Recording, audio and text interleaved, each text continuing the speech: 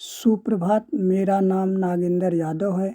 आज हम पढ़ेंगे हिंदी की पुस्तक क्षितिज काव्यखंड में पाठ 1 कबीरदास जी के साखियों का भावार्थ। तो भावार्थ पढ़ने से पहले हम सातों दोहों का एक ही संदर्भ होगा उसको पढ़ते हैं। तो संदर्भ: प्रस्तुत पद्यांश हमारी पाठ्य पुस्तक क्षितिज के काव्यखंड के साखिया नामक शीर्षक पाठ से लिया गया है। इसके रचयिता संत कवि कबीरदास जी हैं। अब भावार्थ पढ़ते हैं। मान सरोवर सुभर जल, हंसा केलि कराहि, मुक्ता फल मुक्ता चुगै, अब उड़ि अनत न जाय। इसका भावार्थ करने से पहले इसका अर्थ समझ लीजिए। यहाँ मानसरोवर जो नाम लिया गया है वह मानसरोवर झील है। यह कैलाश पर्वत पर है जो हिंदू धर्म की महत्ता है। यहाँ पर शिव जी का निवास माना जाता है। जो कैलाश पर्वत के नज़दीक यह मानसरोवर झील है, जिसे दुनिया में सबसे अधिक ऊंचाई पर स्थित झील माना जाता है। इसका पानी शीशे की तरह साफ होता है और इसमें जो पक्षी रहता है वह हंस है।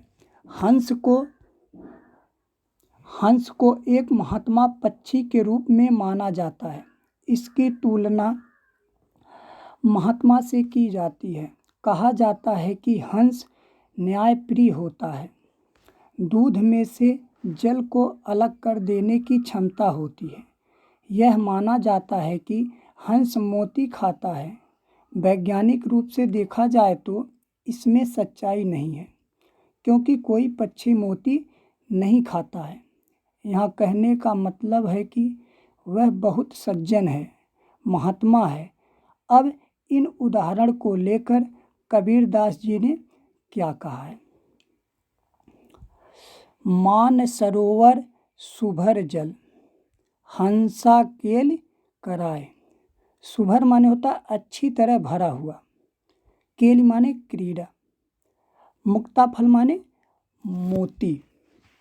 तो कहने का मतलब है, इस दोहे में कबीरदास जी ने कहा है कि जिस प्रकार मानसरोवर के जल में हंस खेलते हैं, जिस प्रकार मानसरोवर के जल में हंस खेलते हैं, खेलने का आनंद उठाते हुए मोती चुगते हैं और उस स्थान को छोड़कर कहीं नहीं जाते हैं, उसी प्रकार भक्त अपने हृदय रूपी मानसरोवर की क्रीड़ा रूपी साधना कर रहे हैं और भक्ति रूपी मोती चुग रहे हैं।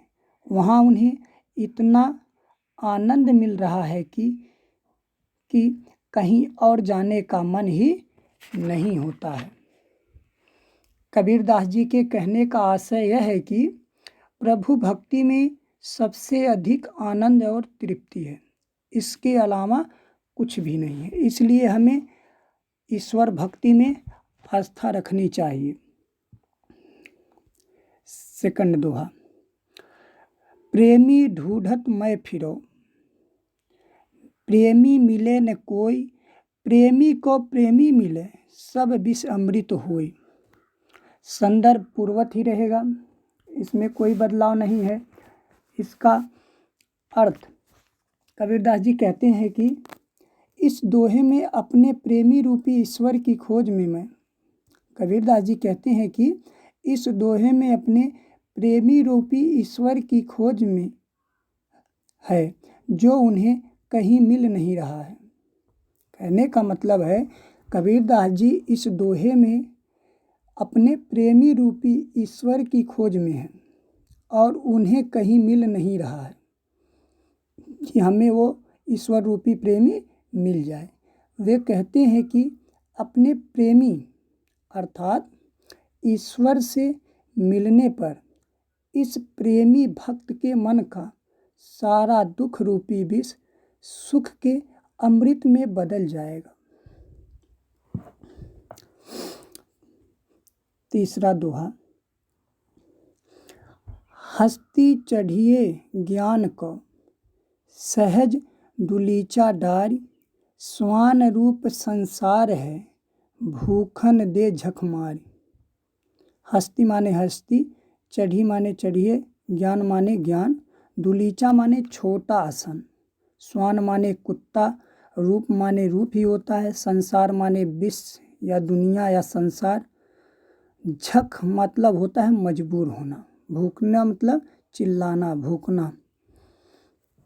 इसका मतलब क्या होता है कि जिस प्रकार, कहने का मतलब है कि जिस प्रकार हाथी को देखकर लोग कहते हैं कि हाथी को देखकर कुत्ते झुंड बनाकर भौंकने लगते हैं। हाथी न आगे देखता है और न पीछे, और मस्त होकर चलता रहता है। उसे कितना भी कुत्ते घेर ले लेकिन वो रुकता नहीं है। जब कोई, कहने का मतलब है कि जब कोई ज्ञानी व्यक्ति कोई अच्छा काम करने लगता है, सारे कुत्ते निकल आते हैं और उसका ध्यान भटकाने लगते हैं। ऐसे लोगों को भौंकने देना चाहिए, अपना ध्यान नहीं भटकाना चाहिए। एक लेखक हैं महर्षि महेश योगी, उन्होंने कहा कि when the elephant decide to walk through the village all the dogs come out, कि मतलब जो भी कुत्ते भौंकते हैं उन्हें भूकने देना चाहिए, वो हमें हाथी की तरह चलते रहना चाहिए, उस पर ध्यान नहीं देना चाहिए।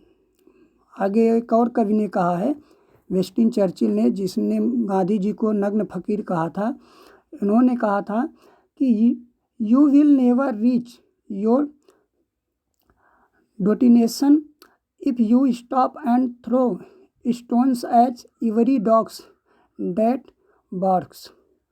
मतलब आदमी को कभी कुत्ते के भौंकने पर अपने लक्ष्य को नहीं छोड़ना चाहिए। इसका मतलब हमको इस दोहे में इसी भावार्थ को पढ़ना है, इसी के ऊपर हाथी और कुत्ते के ऊपर।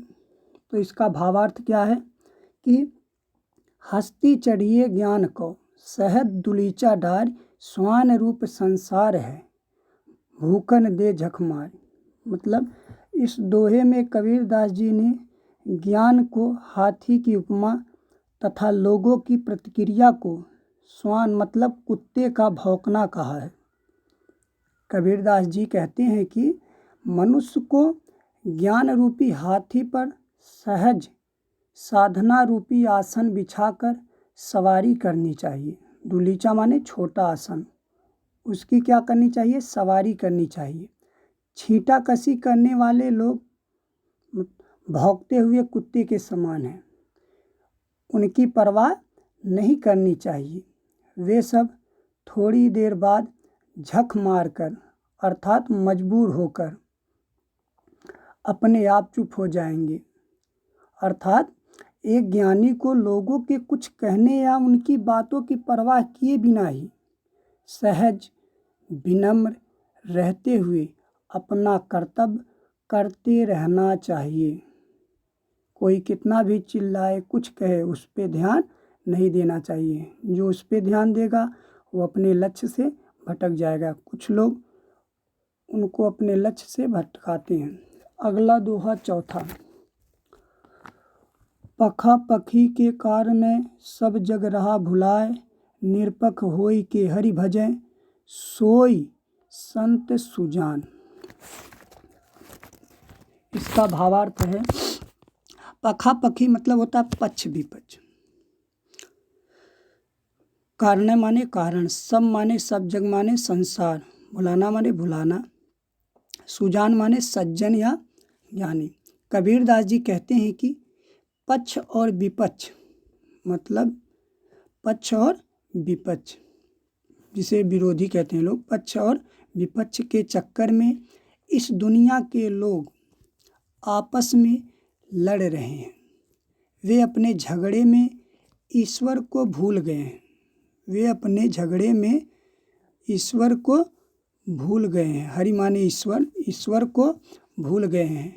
जो व्यक्ति बिना किसी भेदभाव के निष्पक्ष मतलब न्यूट्रल होकर ईश्वर की भक्ति में मग्न रहता है, वही सच्चे अर्थों में एक अच्छा मनुष्य है।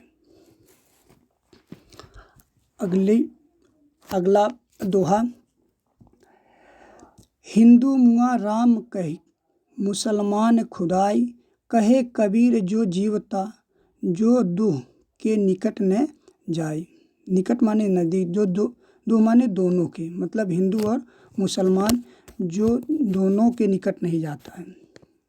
इसका भावार्थ क्या होगा?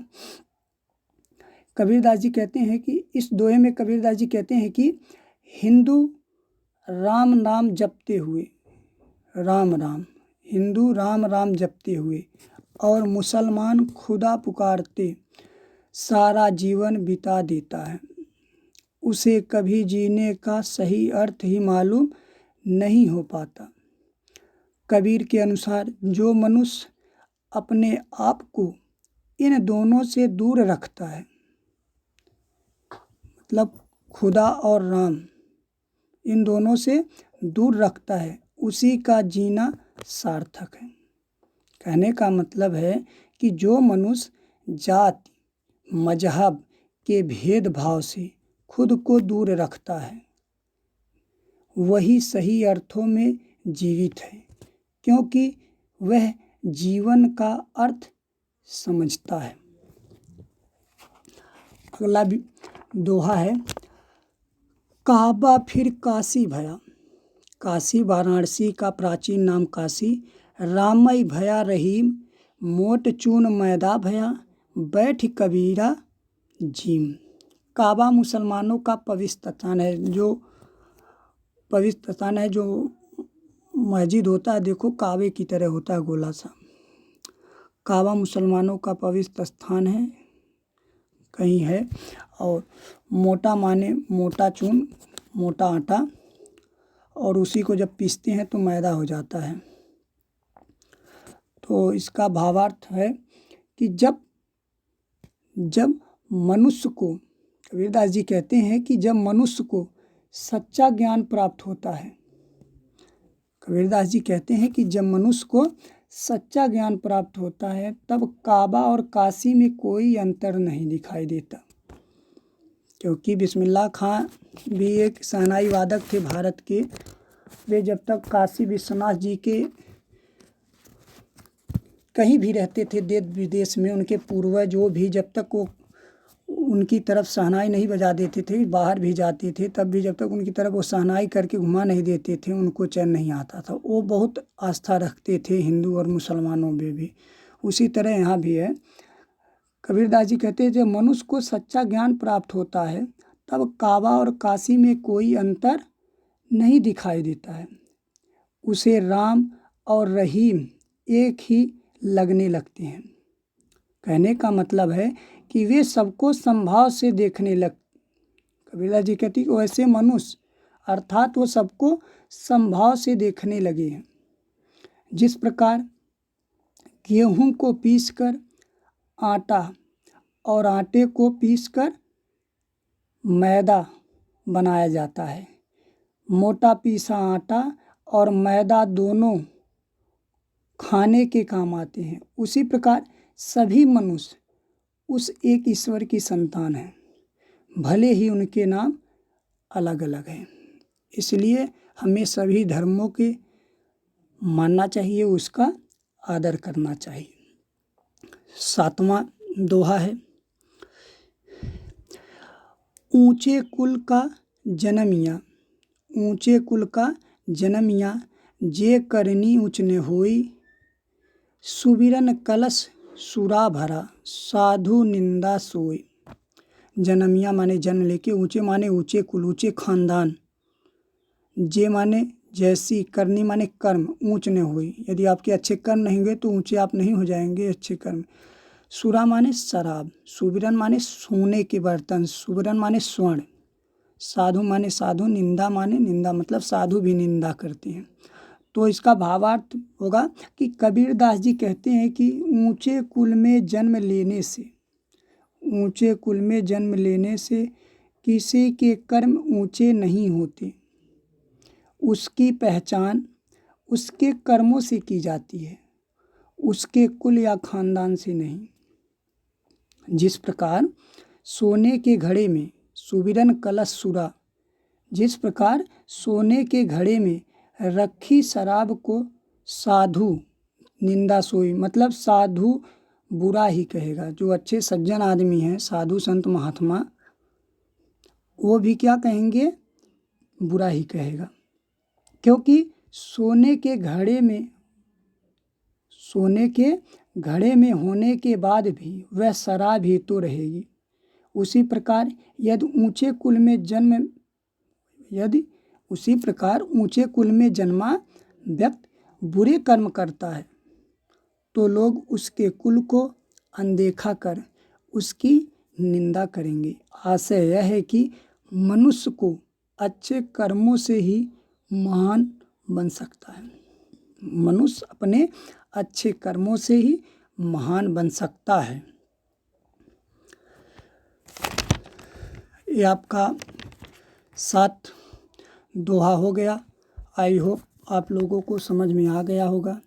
यदि कुछ भी नहीं समझ में आया होगा तो आप लोग ग्रुप में कमेंट करिएगा। और एक आप लोगों से विनम्र निवेदन है कि आप लोग ईमानदारी से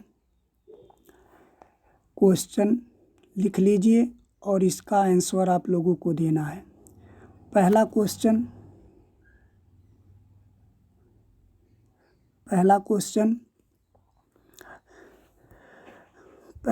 लिख लीजिए आप लोग। होमवर्क है, स्कूल खुलेगा तो हम चेक करेंगे। पहला क्वेश्चन, मानसरोवर से कवि का क्या आशय है? प्रश्न नंबर 1, मानसरोवर से कवि का क्या आशय है? प्रश्न नंबर 2, कवि ने सच्चे प्रेमी की क्या कसौटी बताई है? कवि ने सच्चे प्रेमी की क्या कसौटी बताई है? अगला क्वेश्चन, प्रश्न नंबर 3, तीसरे दोहे में कवि ने किस प्रकार के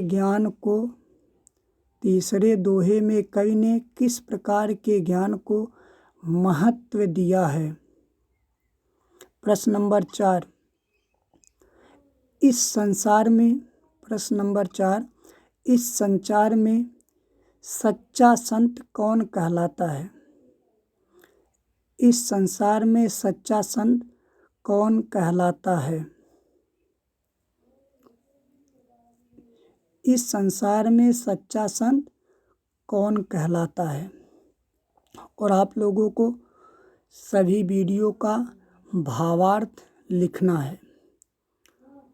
नहीं समझ में आएगा तो आप लोग वीडियो को पॉज करके रोक करके इसकी व्याख्या को सुनिएगा, भावार्थ को समझिएगा, फिर लिखिएगा। और क्वेश्चन का आंसर वीडियो देखते ही तुरंत दिखाना है।